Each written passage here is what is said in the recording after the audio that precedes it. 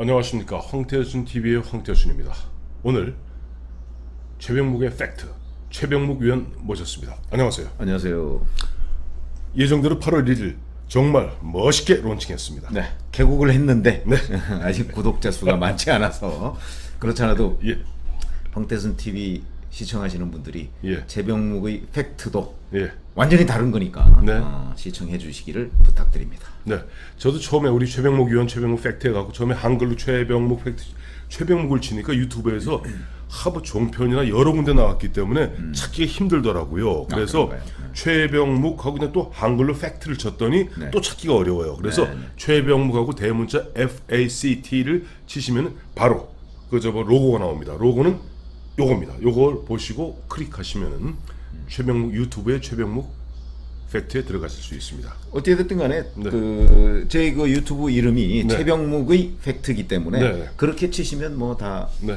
구독을 하실 수가 있고요. 제가 아직 뭐 편집이나 이런 게 좀 서툴러서 가끔 보면 중간에 떨그럭거리는 소리도 나고 그렇습니다. 저희도 마찬가지입니다. 그거는 양념으로 생각하시고 점점 개선해 나가겠습니다.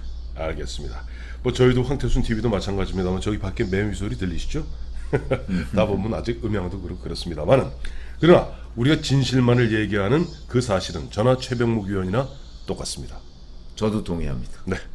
자, 마침 오늘 보니까 오늘 아침 중앙일보에 강찬호 논소리원이 간다에 강찬호 네. 기자 뭐 정치학과 후배시죠? 그러시죠. 네, 강찬호 그 위원이 보니까 나경원 자유한국당 원내대표를 아주 좀 길게 인터뷰했어요. 네. 핵심은 유승민 의원에 대한 러브콜입니다.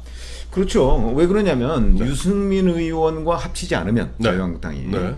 그러면 내년 총선은 네. 미래가 없다. 뭐 이런 얘기입니다. 네, 그러니까 네. 그거는 사실 뭐 상식적인 얘기이긴 한데 네네. 왜 그러냐면 지금 현재 한국당 후보가 나오고 네. 그리고 바른미래당 후보가 만약 내년 총선에 또 나온다고 치면 네. 바른미래당 후보들이 뭐 당선될 수도 있고 네. 특정 지역 그리고 대부분의 지역에서는 뭐 자유한국당 후보가 당선되겠죠. 네, 네. 그러나 그럴 경우에 바른미래당 후보들이 몇천 표라도 가져가면 특히 그렇죠. 수도권 같은 네네. 경우는 뭐 자유한국당 당선자가 대거 없어질 가능성. 그렇죠. 그걸 염두에 둔 발언이라고 봐야죠. 예, 근데 보니까 이제 마침 중앙일보에 네. 그 나경원 원내대표의 그 인터뷰 기사 실리고 난 다음에 바른미래당 손학규 대표가 거의 분해된 듯이 화를 내고 있어요. 아니 속으로는 좋아할 수도 있죠. 왜 그러냐면 네. 이제 손학규 대표 당권파가 보면 네. 드디어 네. 이제 유승민 네. 파가 자유한국당하고 뭐가 돼가는 모양이구나. 네. 빨리 가라. 이렇게 떠미는 형국이 되지 않겠습니까? 아니 안 그래도 그래서 우리 최 의원께 여쭤보고 싶었던 게 보니까 좀 손학규 대표 측에서는 봐라 지금 나경원하고 유승민이 뒤에서 짬짬이하고 만나고 있는 것이다. 그것이 다 드러난 것이다라고 얘기하는데 그거에 증거가 나타났다 이렇게 이제 주장을 하는데 그렇죠.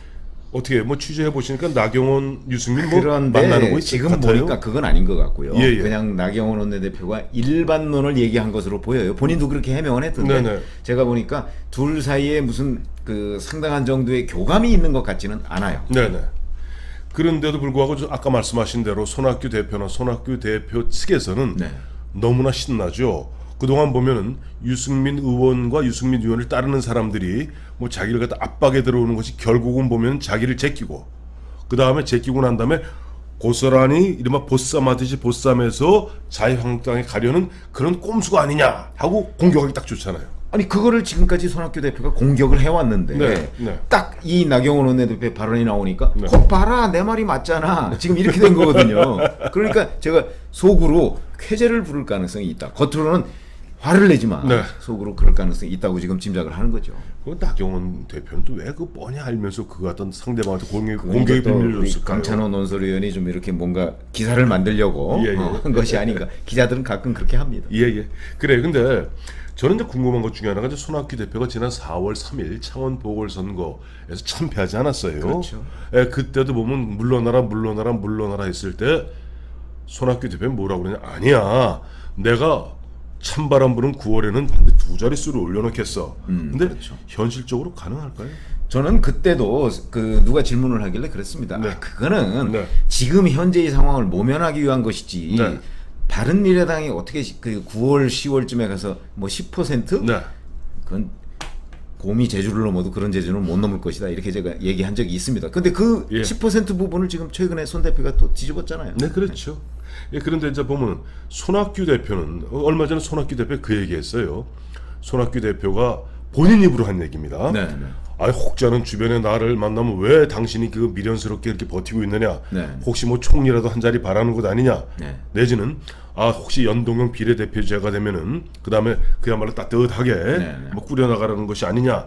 나 그런 거 아니다. 우리 한국의 정치 개혁을 위해서 이루고 있다라고 얘기했는데 왜 웃으세요? 아니 저는 사실은 4월 3일 손 대표가 그 발언을 하고 난 이후에 예. 한번 손 대표를 뵌 적이 있어요. 아, 그래요? 예. 그래서 정치학과 선배죠? 그렇죠. 예. 그래서 사실은 그 여럿이 이렇게 있는 모임 자리에서 뵀을 때 네. 딱 얘기를 들어보니까 물론 아무리 자기 후배들이지만 네. 거기서 직접적으로는 얘기를 안 합니다. 네. 그러나 이제 제가 받은 느낌은 네. 아 연동형 비례대표제에 기대를 걸고 있구나. 예. 이거는 제가 확실히 느꼈습니다. 그렇죠. 연동형 비례대표제가 만약에 진짜 네. 현재 집권당의 그 의도대로 된다면은 그렇죠.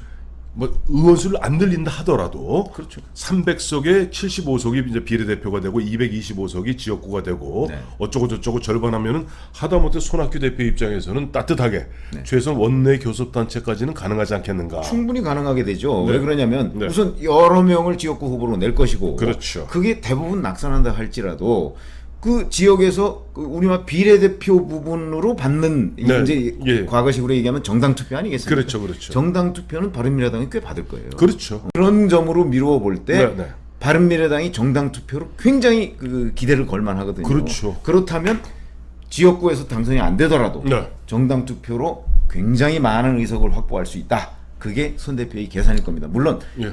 저는 개인적으로는 뭐 연동형 비례대표가 될 가능성이 별로 없다고 보지만 네.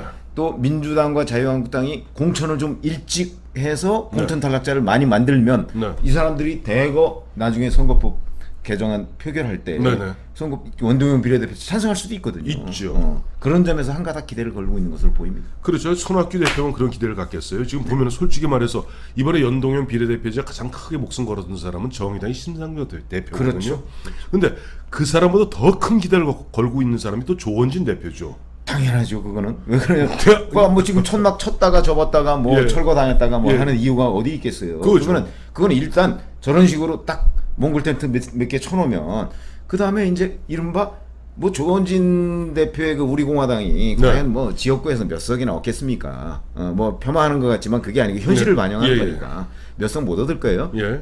그렇게 되면 나머지는 이제 소위 친박 세력이라고 하는 사람들이 특히 대구 경북을 중심으로 그 정당 투표에서 우리공화당에 그래 지역구는 자유한국당 찍어주고 네네. 정당 투표는 우리공화당 해서 네. 야 우리공화당 그때 그렇게 고생했는데 네네.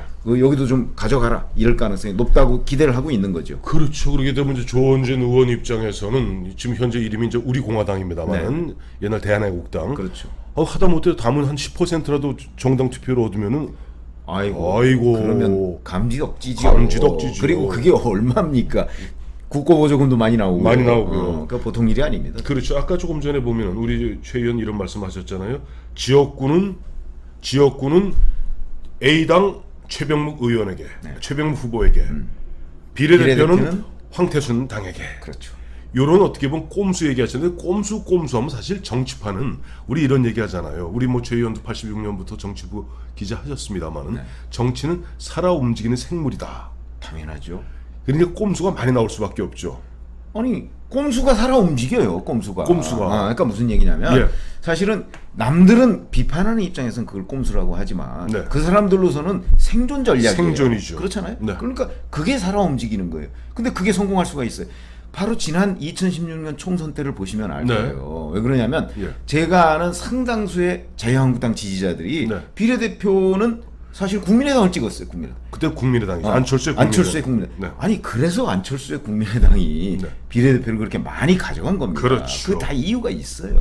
아까 꼼수 얘기하니까 잠깐 우리 평행 이론 비슷한 얘기 한번 하자면은 2000년이던가요? 그때 한번 의원도 꿔준 적 있지 않습니까? 2000년이죠. 2000년 총선의 결과로서 네. 자민련이 원내교섭단체에 미달했어요. 깨졌어요. 그러니까 뭐냐면 17개. 새정치국민회의의 김대중 대통령과 우당 아닙니까? 우당. 우당. 공동정권인데 아니 공동정권을 만들고 나서 첫 총선이 2000년 총선인데 그때 원내교섭단체를 JP가 못 만든 거예요. 못 만들었어요.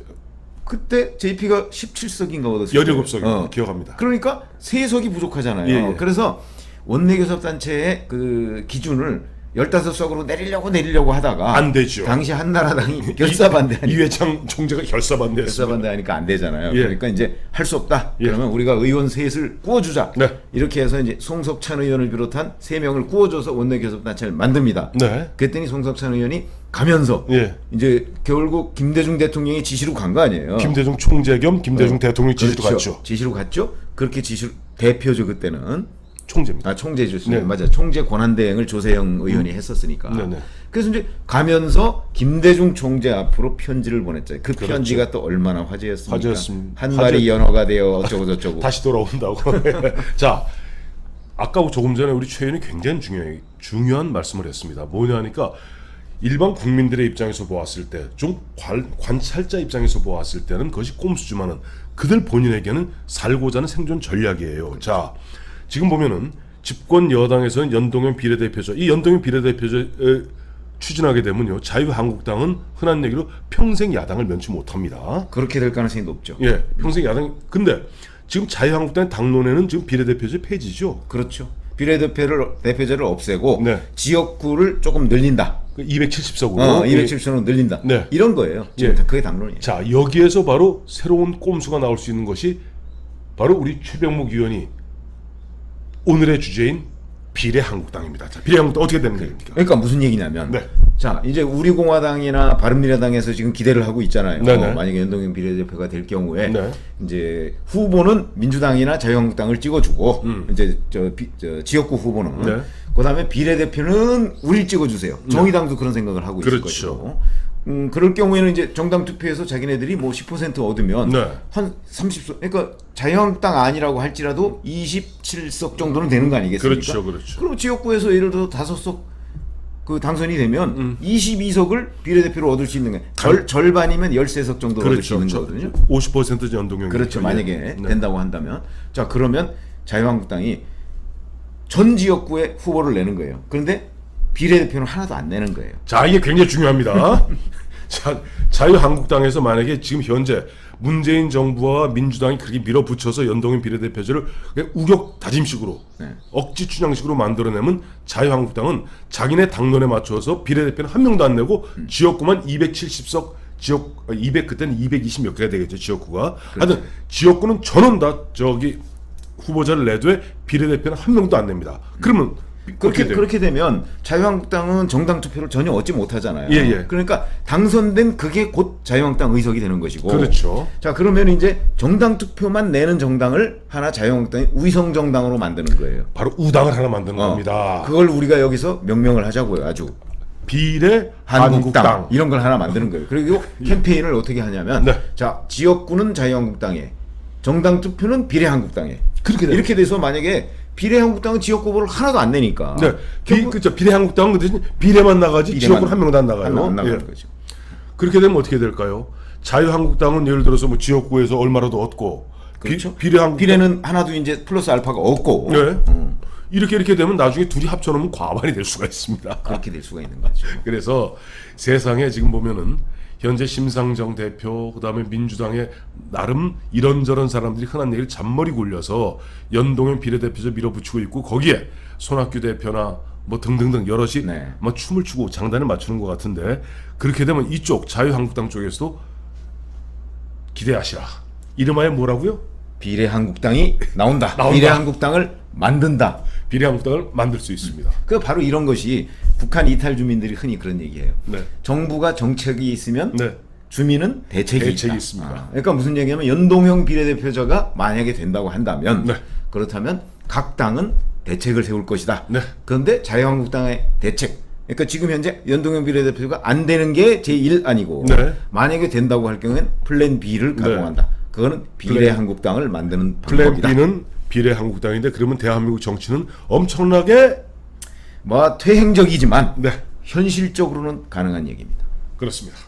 자, 그리고 오늘 다시 또 마무리 말씀드리면서 최병묵의 팩트 다시 한번 보여드릴게요. 요거 최병묵 팩트 꼭 한번 애청해 주시고 구독해 주시고 좋아요 눌러 주시고 옆에 주변 분들에게 많이 공유해 주세요.